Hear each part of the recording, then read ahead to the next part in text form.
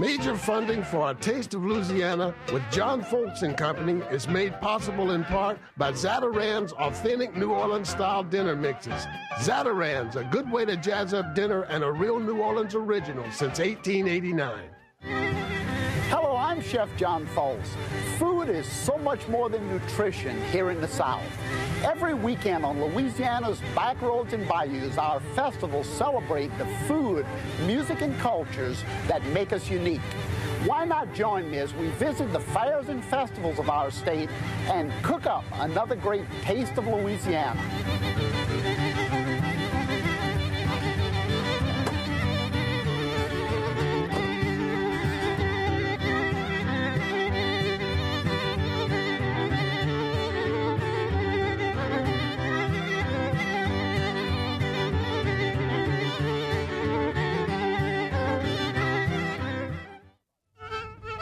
When talking about food in Louisiana, often the names and descriptions alone are enough to start debate. Is jambalaya a rice dish or is it a soup? Does every pot of Louisiana gumbo contain okra and tomatoes? And what's the difference between sweet potatoes and yams anyway? So what's the difference between a sweet potato and a yam? Oh, that's simple. My sweet potatoes right here and my yams are on the way. So tell me the difference between a sweet potato and a yam. Well, somebody told me that one is a root and one is a tuber. But isn't that the same thing? The difference between a sweet potato and a yam is sweet potato looks more like a revolver instead of my yam. Well, to answer that question once and for all, and of course promote this unique potato, there's a festival held each year in the yam capital of the world. Why not join me as we visit the festivities at the Yambilee Festival here in Opelousas, Louisiana. Opelousas is the third oldest settlement in Louisiana, founded in 1720. When the French first settled this area in about 1687, they discovered the Native Americans eating sweet potatoes. Sweet potatoes were in fact a favorite dish of the Choctaw and Opelousas tribes. The Palace Cafe has been a landmark on Main Street for over 70 years. One of the most visited exhibit areas here at the Yambilee Festival is the Showcase of Yanimals. Sweet potatoes harvested with striking features of birds, fish, and other animals are then enhanced by school children and placed here for judging. Humpty Dumpty was created by 6-year-old Michael Darnham, and his 7-year-old brother Matthew also exhibited. I spoke with them about their creation. Now this is Humpty Dumpty? Mm-hmm. So you got first prize for this, or you got a ribbon for it? A ribbon. A ribbon. First place? Second place? Third. Third place. That's close enough to the top. Now what about that one right there? What is that? Peacock. A peacock? What's the name of the peacock? No name? Mm-hmm. Huh? Now where did you get all the feathers from? Our peacock. Boy, what a stupid question on my part. One area drawing a tremendous amount of attention is the garden show hosted by the Opelousas Garden Club. The rules here are simple. Only Louisiana native flowers may be used in arrangements, and for the Yam Harvest Award, only yam colors can be used. 5 different classes, including flowers and Louisiana agricultural products, are entered for judging. This arrangement is a great example of an agricultural display. As with all Louisiana festivals, the Midway is multicolored with souvenirs, rides, and food booths. I'm always anxious to stroll over to one of these unique food booths and check out the quality of the food. It's absolutely amazing what I find. So what do y'all have here today? Chicken and sausage jambalaya. All right, that looks fantastic. Okay, now little red beans here. All right, there you go. Put it right on top. Woo, looks good. The food along the festival grounds reminds me of the diversity of our people. Terrific. Everyone unique, everyone outstanding. There's something for everyone here, from these sweet, flaky, crusted yam pies to these fabulous French-fried turkey wings. If you never had these fried turkey wings, you're in for a great treat. These were being prepared by a local church group, and I have to say, they were my favorite. Not only was it a gorgeous day in Opelousas, but the food and camaraderie exceptional at the Yambilee Festival. Hey, I'm supposed to be a smart guy, right? I asked this guy, hey, where do those peacock feathers come from? He looks at me like I'm nuts. my peacock, where else? That was fantastic. The Yambilee Festival, Yambilee, capital of the world, Opelousas, Louisiana. What a fantastic festival. It's one of the oldest festivals, too. There's a lot of debate in this country about the origin of yams. Now, we know that the name comes from the Senegalese slave word nyame, which means to eat. And we also know that Columbus wrote about the Indians, the natives, inviting him and his group in to eat a potato. He called it a tuber. He thought it may have been a squash of some type. He wasn't quite sure, but he remembered that the name was, in fact, something similar to that. So we assume that the natives did, in fact, give him some yams to eat while he was visiting or discovering the New World. Also, two food writers got into a lot of trouble a few years ago when they said that yams were, without a doubt, the most recognizable tuber, edible tuber in the world. Everybody said, what are you talking about? What about potatoes? But remember, yams are eaten in West Africa, semi-tropical America, India, Asia, all of China, naturally. So think of the number of people eating yams. So probably it is the most recognizable and edible tuber. Anyway, my guest in the kitchen today, we're going to talk a lot about yams. And Murray Conque is not only a great Cajun humorist, he's a guy who knows a lot about yams, and he's the guy who got all of those Conque brothers together to entertain us with that great Cajun humor. And we're going to talk about the origin of humor and why humor is so important in our culture. So Murray's going to be out in the kitchen just a little bit later. Now, I want to talk about yams or nyame or sweet potatoes, whatever you want to call them. Take a look down at this fabulous platter. I have here some of the Louisiana yams. This is the Puerto Rican variety. I have one of them baked. Look at the sugar and syrup just oozing out of that yam. It's absolutely the sweetest thing you'll ever put in your mouth. Of course, canned varieties, you don't have to eat them fresh if they're out of season. You have whole canned yams. You get the frozen patties already flavored. You can even buy yams in the can mashed, or lately in Louisiana, you can get the candied yams in syrup ready to go. Many, many different varieties of yams available to us any time of the year. And of course, when we think of holiday season in Louisiana or just a good Sunday dinner, wow, yams come to mind right away. Is it yams or sweet potatoes? What's the difference? Well, most people will tell you very quickly that there's very little difference. However, in Louisiana, even though we debate over the origin of the word, we think that the word yam is actually a marketing term. Just about every yam is a sweet potato, but not every sweet potato is a yam, because the yams are supposedly the sweetest, brightest orange, greatest sweet potatoes coming out of the best soil of Louisiana, and it's a marketing term for our greatest sweet potato. So every yam is a sweet potato, but not every sweet potato is a yam. I know I'll get some debate on that.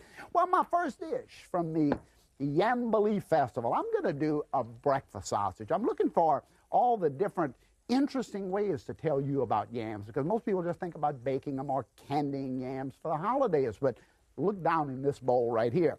This is some fresh pork. Of course, I have some sage here. I have ginger. I have a little bit dried sage, granulated garlic, nutmeg, cracked black pepper, and then some diced frozen yams. I actually froze them after I diced them because I want to keep that nice texture as I mix the sausages.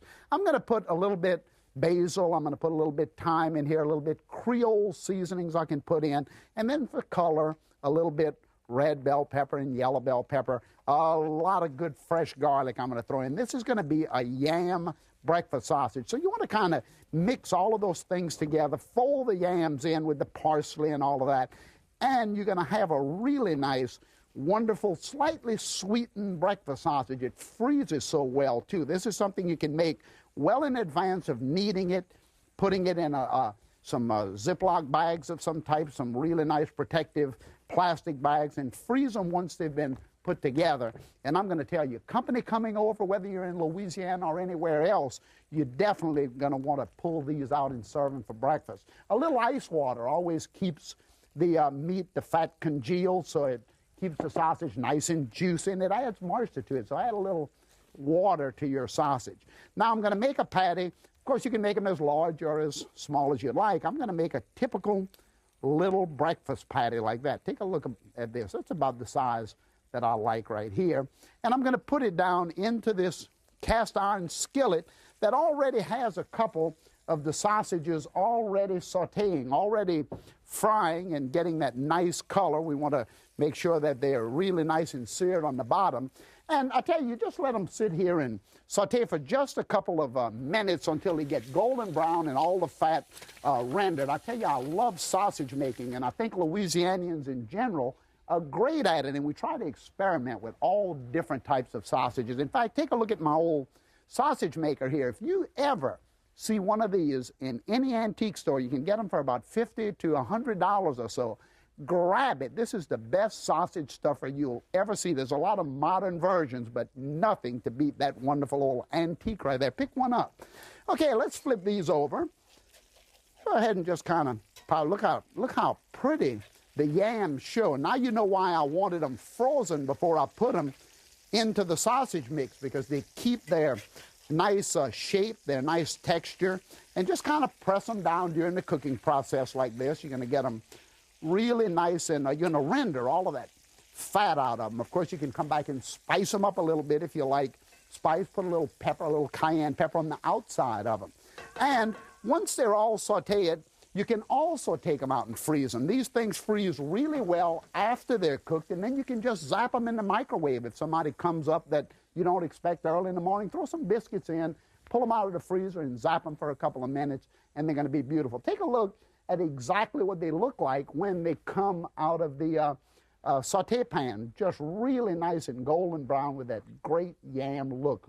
Beautiful, beautiful sausage, but twice as tasty as they look. Just fantastic. Now, my next dish, a dish that I really love to do. You don't see me do a lot of cakes or a lot of pastries or baking, but I wanted to share this with you because it's one of my favorite desserts that comes out of the Yambilee Festival or yam cooking. Right here in this bowl, I have some sugar and also some chopped pecans. This is going to be kind of a spicy, real super moist yam cake. Very, very moist. I want to mix the sugar up, and I'm going to put about 4 eggs down in here and just kind of whisk them in and break them into the sugar like that. You want to kind of get it all mixed in really nice, blend that in. And what really makes this cake moist, 2 main ingredients. First of all, vegetable oil in the place of shortening, vegetable oil in the place of butter or one of those solid shortening. So I'm going to put in about 2 cups of vegetable oil. Just put it right on in there. And this is going to give the cake a really nice super moist texture, which is why I call it super moist, obviously. And just kind of blend that into the sugar. And then I'm going to put the mashed yams down in here. I have about 2 cups of mashed yams. You can cook your own and mash them, or of course you can buy them already mashed. Just go ahead and whisk that into it. And of course you can use a whisk or an old wooden spoon like this. Just blend it in. And of course the yams will add a lot of moisture. Of course bulk, but a lot of moisture as well. And then a little vanilla. Put some praline liqueur in here too. Get fancy with it. A little cinnamon, a little nutmeg. All of those things, get it all nice. And then a couple cups of flour will be, and of course you can put this in your mixer and kind of get it all gone in the mixer. The flour also has a little bit baking powder and baking soda. So I'm going to mix that in. Just kind of stir that up like this. Just blend it well into the mixture. Just keep stirring until it's all in. I think you have the idea here. It's going to be a super moist batter. You can see just how moist that batter is. It's almost liquidy. And then we're going to take this once it's finished. We're going to put it into 3 baking pans. In fact, I want to show you what the baking pans look like. I have one of these really good aluminum baking pans. It has a nice edge on the bottom, a protective edge. There's an area that's about 1/4 of an inch thick that's air-filled, that really keeps the inside cake, the batter, away from the direct heat, and it really makes for a nice moist cake. About 3 of these, fill them with that batter, 3 of them, 350 degrees, for about 45 minutes, and then you ice it with your favorite icing. I use just a little cream cheese and, you know, basic cream cheese icing. And take a look at it right here. Super moist, wonderful, wonderful yam cake. It's just beautiful. And look at that icing. Very country, and it's a nice cake. And make it as high as you'd like. Great.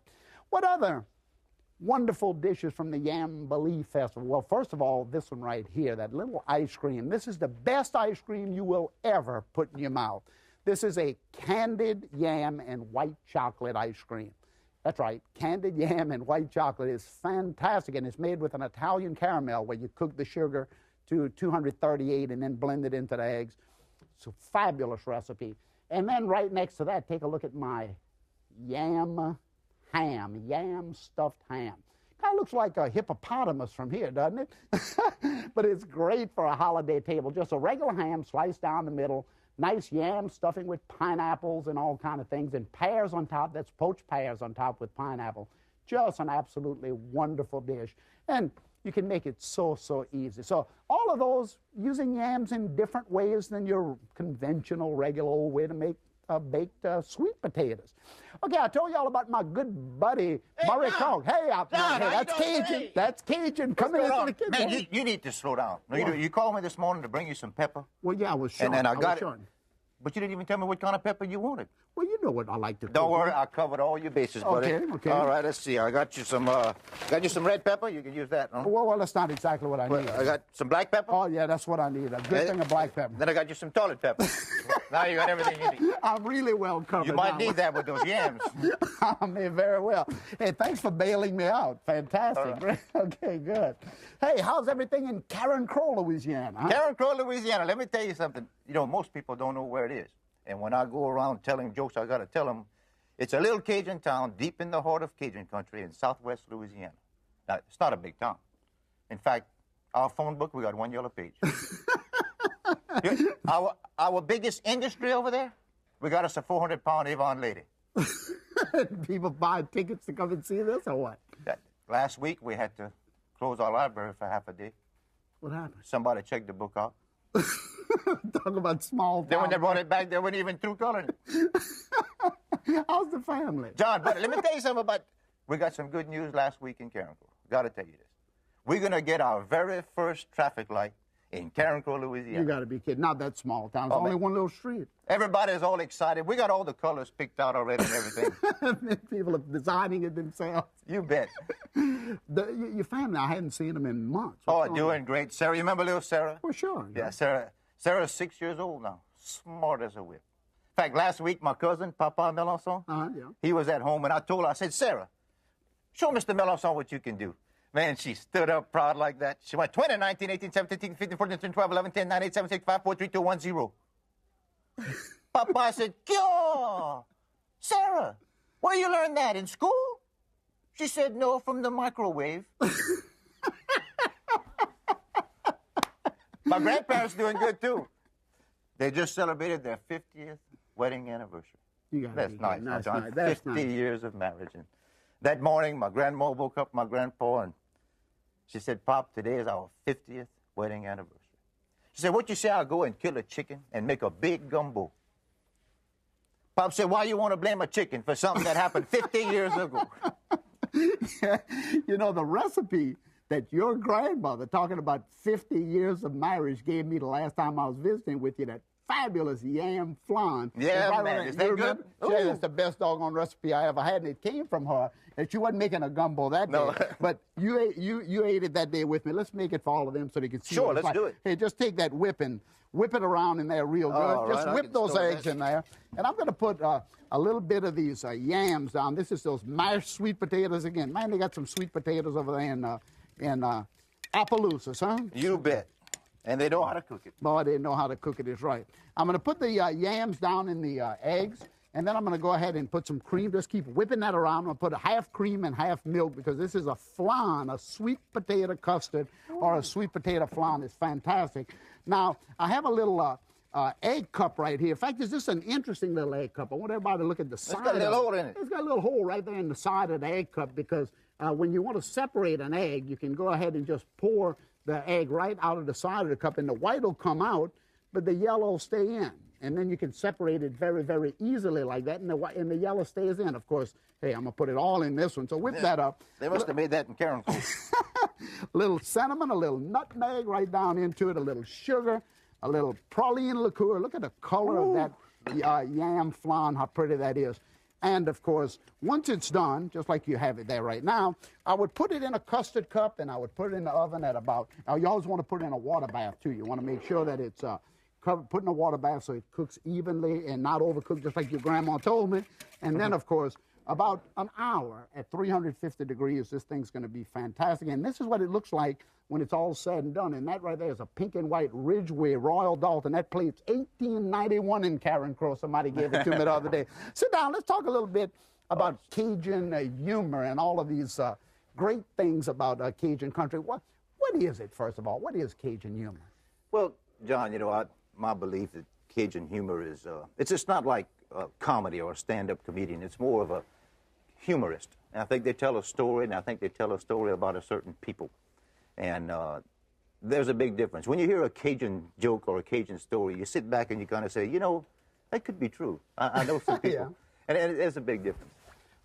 Why the necessity for Cajun humor in Cajun country? No matter where you go, people tend to be funny. I think it's just a way of life. And, you know, I don't know a Cajun that doesn't have a sense of humor, that's not naturally funny, that's a practical joker. Everybody has a Boudreaux et Hébert story, right, or a Boudreaux et Hébert joke, but Cajuns love to make people laugh. Do people in this modern day of political correctness and all of that, does anyone ever get offended by the fact that you're picking on a culture or you're picking on a particular people for humor? No, it's never happened to me.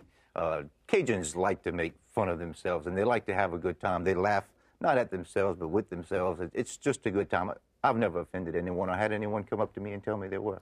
Now, you know, Cajun's obviously country fringe, coming from Nova Scotia, Canada, from France many, many years ago, and through the exile coming to Louisiana. You would think that through all the perils and all of the distress that they had in the Grand Dérangement when they were exiled out of Nova Scotia, that there wouldn't be a funny bone in their body, but actually they're funny by nature. Oh, certainly, and I think it was their way of getting through the hard times. It's part of their joie de vivre. It was, you know, the food, the music, the humor. They had to do that to get through the hard times. You know, I can remember growing up in St. James Parish, Louisiana, in the middle of nowhere on a sugar plantation. If it wouldn't have been for the extended family, the grandmothers, as you mentioned, the fathers, the aunts, the uncles, the cousins, all sitting on the front porch every afternoon. There were no TVs. Very seldom did we have electricity. Humor probably came out of that, out of those types of gatherings too, huh? Oh, certainly. I would agree with that 100%. What about humor as a business? I know there's a lot of new Cajun humorists kicking off today. Of course, our old buddy Dave Petitjean, Justin Wilson, has been around for so many years. Is it a big business today? It's quite a business, and it's a fun business. There's a yearn for the Cajun humor. It's so unique and it's so different. And there are several real top humorists that are doing well with it, doing it the proper way, because it's good, clean, family humor. Who's the best audiences to play to? Oh, that's an easy question. Give me an audience of all females. Women tend to laugh out loud easier than men, and you know, laughter is contagious, John. Is that right? And when women start giggling in one corner, it just starts to travel all around the room. So that's my favorite audience. I don't think that's only women, though. I think people do kind of sit back. You're a little, men, I think, are a little afraid to laugh at first. It takes them a while to get warmed up. Then once they're warmed up, they're okay. Now, look, I want you to tell us a good Cajun joke. I know you have one of them. Go ahead and give us one. Tell you my favorite joke. In fact, it happened to me last night at your restaurant at Lafitte's Landing. I went into the lounge waiting for a table to have a beer, and there were only 2 men sitting at the bar. That's all they had. It was a slow night last night. That's all they had. And after a while, one fella turns to the other one. He says, "Where you from?" Oh, he says, "I'm from Karen Crow, Louisiana." The other one said, "Well, me too."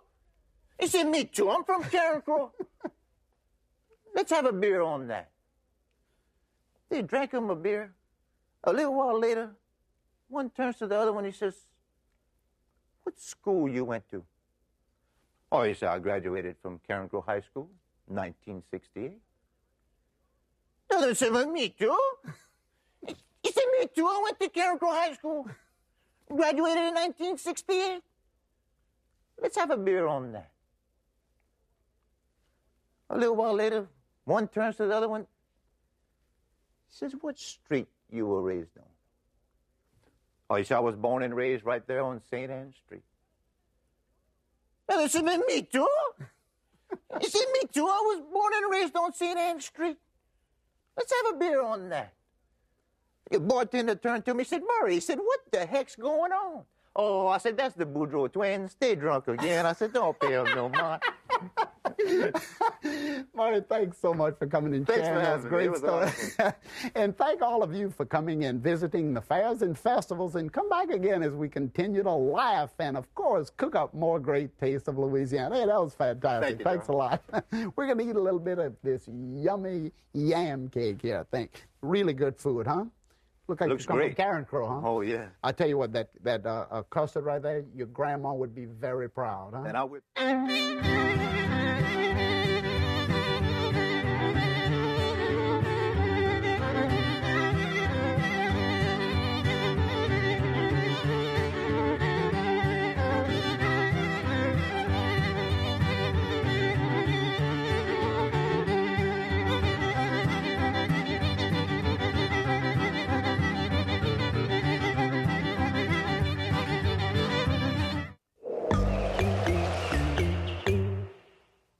Major funding for A Taste of Louisiana with John Folse and Company is made possible in part by Zatarain's authentic New Orleans-style dinner mixes.